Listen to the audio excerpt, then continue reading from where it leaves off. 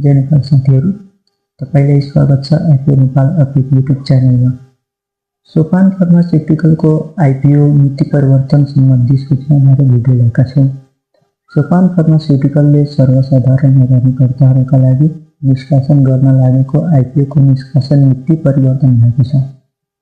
2083 वैशाख 2 गतेदेखि 6 गतेसम्म छिटोमा आइपिओ निष्कासन गर्न लागेको यस कम्पनीले अब वैशाख 3 गतेदेखि निष्कासन खुला गर्ने भएको छ। नेपाल सरकार गृह मन्त्रालयको सूचनाबाट सरकारी कार्यालय तथा सार्वजनिक निकायहरूमा शनिबार र आइतबार बिदा हुने भएकोले निष्कासन नीति परिवर्तन गरिएको यस कम्पनीले जनाएको छ। हामी अझै अपडेट ल्याउने नै छौँ। सब्स्क्राइब गरिजानुहोला। धन्यवाद।